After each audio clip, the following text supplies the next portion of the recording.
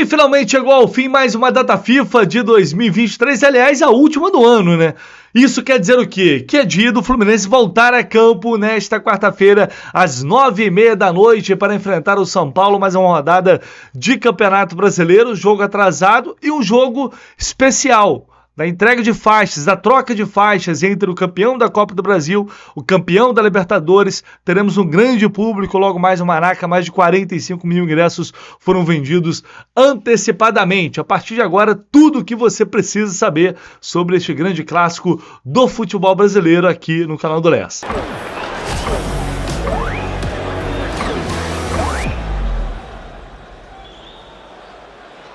É claro que o foco do Fluminense está no Campeonato Mundial, isso é fato, todo mundo sabe, é indiscutível, mas esses jogos e esse período até lá, enfim, acho que vai ser um momento importante de análise, de acertar detalhes, de buscar mais opções para a disputa desse título tão importante, desse campeonato tão difícil.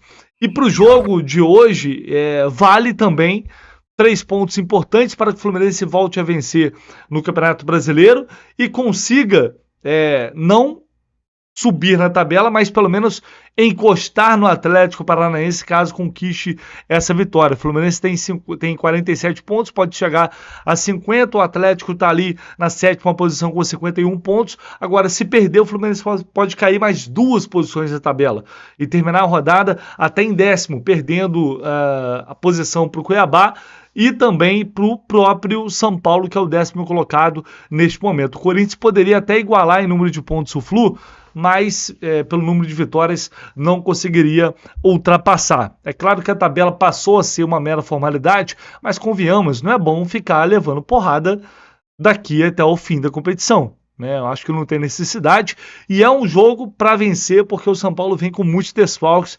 A gente vai falar mais sobre isso já já.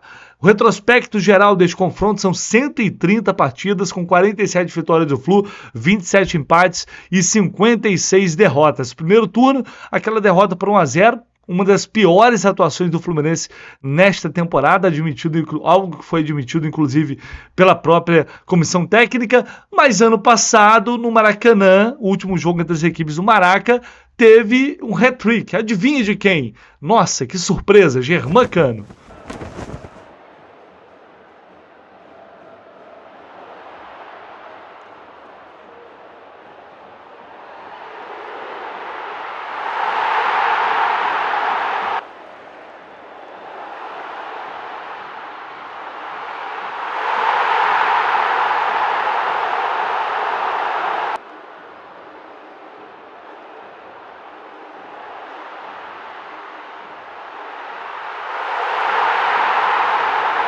E aproveitando que estamos falando de Germán, um fato muito curioso. Um homem não marca um gol pelo Campeonato Brasileiro há quase 3 meses. Praticamente 3 meses. O último foi na vitória por 3-1 sobre o América.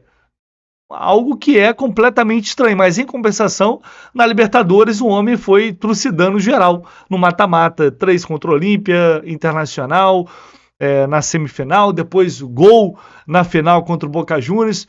O mais importante, né? Mas é claro que sempre quando o Cano fica muito tempo assim sem marcar, é um tanto quanto estranho. E tomara que ele possa quebrar hoje esse tabu, esse pequeno jejum aí no Brasileiro, que para ele é gigante pela quantidade de gols que ele faz diante do São Paulo, já que, quem sabe, repetir aí o hat-trick do ano passado. E vamos com a provável escalação do Fluminense para este jogo, diante do São Paulo, uma escalação que terá algumas modificações importantes. Essa provável escalação do Flu é um oferecimento da Mais Ágil, parceira aqui do canal do Lessa, que está lá pronta para te atender e resolver o teu problema financeiro. Se você está precisando de uma grana aí para resolver alguma questão, pagar dívida, fazer uma viagem agora no final do ano, enfim, seja qual for a tua prioridade, a tua necessidade, entre em contato com a Mais Ágil, porque eles fazem a sua antecipação do FGTS, o saldo que você tem no seu fundo de garantia. Então, a Mais Ágil coloca na tua conta em questão de minutos. É só entrar em contato para você ficar por dentro lá de todas as condições. Vamos lá, para a escalação. O Diniz não poderá contar com John Kennedy e Nino, eles estão suspensos. O JK levou o terceiro amarelo, o Nino, como sabemos, se envolveu naquela confusão com Gabriel Barbosa e foi expulso no Fla-Flu. Pois bem, além deles, o André, que jogou ontem pela seleção brasileira, e o John Arias, que atuou pela seleção colombiana. O Arias tem que vir do Paraguai para o Rio, né? Fica ainda mais inviável. O André jogou o tempo inteiro. Cara, esses caras são malucos, né? Assim, fominhos pra caramba. Eu não estranharia ver o André amanhã em campo em algum momento, não. Mas é claro que a tendência é de que ele não comece o jogo, pelos motivos óbvios, muito pouco tempo de descanso. E aí a gente vai ter um Flu bastante modificado para essa partida. A equipe deve ir a campo com Fábio, Samuel Xavier, Marlon, Felipe Melo, ou David Braz, Felipe Melo, dependendo da questão física, e Marcelo, Alexander, Martinelli e Ganso, com Lima, Keno e Germancano. Voltando ao time, ele que não atuou diante do Fla-Flu, foi poupado.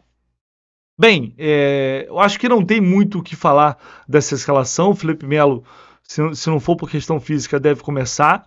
E aí no meio que eu esperava, com Alexander e Martinelli, dois jovens, mais uma chance do Alexander mostrar serviço. Agora é hora de recuperar aquele potencial, recuperar, né, aquele nível de atuação pensando no Mundial de Clubes.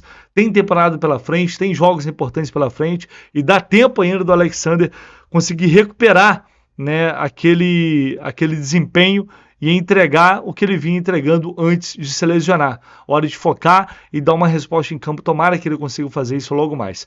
E aí a gente vai ver o Lima tendo mais liberdade para cair pelos lados, como normalmente ele gosta de atuar, se sente bem ali, e é natural que ele fosse o escolhido para começar o jogo com a ausência do John Arias. Bem, diante disso, não vejo muito como mexer nesse time. É a equipe que eu também colocarei em campo. Não sei se vocês concordam, se vocês discordam.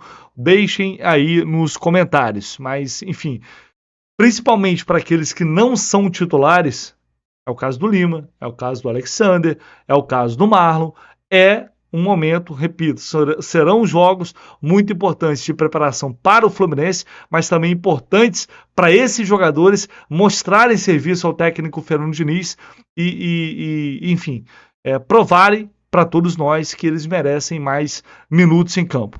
Então, eu, no lugar deles, encararia muito dessa forma. E por falar no Lima, vamos ver o que ele disse à Flu TV sobre esse confronto? Parada muito boa aí para descansar o corpo, a mente, né, depois de um título aí muito importante para o clube.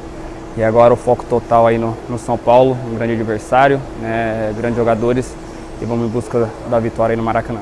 Eu vou chamar meu amigo Guilherme Pradella, da Rádio Globo CBN de São Paulo, com informações do adversário desta noite, que vem bastante desfalcado, o time do Dorival Júnior, para enfrentar o Flu. Fala aí, Pradella. Tudo bem, Vitão? Um grande abraço para você, para quem nos acompanha, falar um pouquinho sobre esse São Paulo, como chega, né, para a partida contra o Fluminense. São Paulo, o único time, junto com o América Mineiro, que ainda não venceu fora de casa nesse Campeonato Brasileiro. Tem um dado interessante: todos os times que terminaram o Campeonato Brasileiro sem vencer fora de casa foram rebaixados. Aparentemente, São Paulo, mesmo que não vença, vai terminar na Série A do Campeonato Brasileiro, porque tem uma pontuação ali, no mínimo, possível de se manter na elite do futebol para a próxima temporada. Isso nem se fala em rebaixamento pelos lados do São Paulo. Mas é um time que chega muito desfalcado para essa partida. O Lucas, que está machucado já há um bom tempo, tinha expectativa de voltar justamente nesse jogo, mas fisicamente ainda não está 100%, por isso o Dorival Júnior poupou o jogador dessa viagem. Além disso, o Michel Araújo e o Caio Paulista, que pertencem ao Fluminense ainda, estão fora por questões contratuais. Tem ainda as questões dos jogadores que estavam com suas seleções nos jogos eliminatórios, como o Arboleda, o Ferrarese e o Rames Rodrigues, então também são desfalques certos. O Patrick, que é um lateral esquerdo formado na base, Beraldo, zagueiro titular, e o Pablo Maia, também volante titular, eles estavam com a seleção pré-olímpica. Participaram de treinamentos durante o período de data FIFA, mas estão de volta, devem ir para o jogo. Dá para imaginar o seguinte time, viu, Vitão, para esse duelo contra o Fluminense: Rafael no gol, Rafinha na lateral direita, aí o miolo de zaga formado pelo Beraldo e o Diego Costa, e na esquerda o Wellington. No meio campo, Pablo Maia, Alisson, Gabriel Neves e o Luciano na frente. o Erisson como centroavante e a dúvida, Juan ou David, mas não deve fugir muito disso a equipe do São Paulo para o duelo contra o Fluminense. Vitão, é isso. Grande abraço para você. Valeu, meu irmão, um abraço, tamo junto, obrigado aí pela participação. E eu vou chamar, claro, ele, o nosso Renan Reis, nosso craque da análise laranja tricolor, trazendo um panorama aí dos pontos fortes e fracos desse São Paulo, comandado pelo Dorival, que apesar de desfalcado, tem um time de bastante qualidade. Fala aí, meu amigo. Grande Vitor Lessa, saudações tricolores aos amigos ligados aqui no nosso pré-jogo. E hoje vamos falar do São Paulo, o adversário do Fluminense, nessa rodada do Campeonato Brasileiro. Galera, para começar, eu separei aqui para vocês uma dinâmica que o São Paulo fez muito bem contra a equipe do Flamengo lá na final da Copa do Brasil. É uma dinâmica bem conhecida da torcida tricolor, nós já vimos isso acontecer diversas vezes a nosso favor, só que nós precisamos tomar cuidado para que o São Paulo não faça isso contra o Fluminense hoje à noite. Principalmente porque é uma jogada que poderia pegar o Marcelo no mano a mano com algum atleta do São Paulo. Nós sabemos que isso não pode acontecer. Então vamos dar uma olhada. O São Paulo atrai vários jogadores do Flamengo para um lado do campo. A gente tem aqui no lado direito 1, 2, 3, 4, 5 jogadores do Flamengo. E o Rafinha vai fazer a inversão para o lado esquerdo. Olha só o que acontece. São Paulo consegue escapar aqui pelo lado esquerdo, sai o cruzamento, o Caleri antecipa e faz a finalização. E o gol do São Paulo sai justamente nesse tipo de jogada. Olha quantos jogadores a equipe do São Paulo consegue agrupar pelo lado direito, atrai o Flamengo novamente para esse setor, faz a inversão e aí sai a jogada do gol. Bola vem, o São Paulo faz a inversão, e aí o Caio Paulista pega aqui pelo lado esquerdo, leva a bola, toca para o Nestor e ele faz o cruzamento para o Caleri fazer o gol da vitória do São Paulo nesse primeiro jogo contra o Flamengo. Nesse jogo contra o Flamengo, nós vimos o São Paulo fazer a inversão do lado direito para o lado esquerdo. Só que nada impede que contra o Fluminense eles façam o oposto justamente para pegar o Marcelo ali no mano a mano. Então o Fluminense precisa tomar muito cuidado com esse tipo de dinâmica para que a gente não seja surpreendido hoje no Maracanã. Continuando, pessoal, no momento da gravação desse vídeo, eu ainda não tenho a confirmação da escalação da equipe do São Paulo, porém Dorival Júnior geralmente usa o 4-2-3-1. E quando ele utiliza esse esquema, o São Paulo apresenta uma dinâmica bem interessante no meio de campo. Então quero mostrar para vocês aqui como funciona essa fase ofensiva da equipe do São Paulo. O São Paulo geralmente faz essa saída de 3, com Rafinha se juntando aqui aos zagueiros, o lateral do lado oposto dá amplitude pelo lado esquerdo, e com esse movimento do lateral tomando o corredor, o atleta que faz parte dessa linha de 3 do meio de campo entra. Então ele se junta aqui aos volantes e também aquele meia central do 4-2-3-1, formando um quadrado no meio de campo. Nós já vimos isso diversas vezes na equipe do São Paulo. É uma coisa que o Fluminense precisa tomar cuidado. A gente não pode perder o meio de campo. A nossa marcação precisa ser bem forte nesse setor. Então esses atletas aqui, eles vão ocupar o entrelinhas. O Fluminense precisa impedir que essa bola entre nesse jogador aqui e nesse atleta também, porque a bola chegando nesses jogadores, eles estarão de frente para a nossa linha defensiva. E aí podem acionar o camisa 9, podem chutar a gol, enfim. É uma dinâmica que o Fluminense precisa marcar bem a questão do quadrado no meio de campo. Pessoal, falando um pouco da parte defensiva da equipe do São Paulo, o nosso adversário tem uma deficiência bem evidente. Aliás, é uma coisa que acontece em diversos clubes do futebol brasileiro, mas o São Paulo defende muito mal as jogadas pelos corredores laterais. Então eles têm dificuldade para defender o cruzamento e dificuldade para lidar com esses desmarques dentro da área. Então o São Paulo, nós vamos ver aqui, levou diversos gols dessa maneira e é uma coisa que o Fluminense poderá explorar. Estou lembrando aqui, o nosso primeiro gol na final contra o Boca saiu justamente numa jogada pelo corredor lateral, onde nós fizemos o cruzamento e o Cano finalizou. Então, ó, são diversos gols que saem da mesma maneira. A bola vai no corredor lateral, o adversário faz o cruzamento e sai o gol. Nós vimos diversas jogadas ali por baixo, mas tem também pelo alto. Ó, cruzamento e sai o gol da equipe adversária. Então é uma coisa que o Fluminense poderá explorar aí no jogo do São Paulo. Definitivamente eles não defendem bem esse tipo de lance. É isso aí, meus amigos. Espero que vocês tenham gostado de mais uma análise. Tamo junto e saudações tricolores.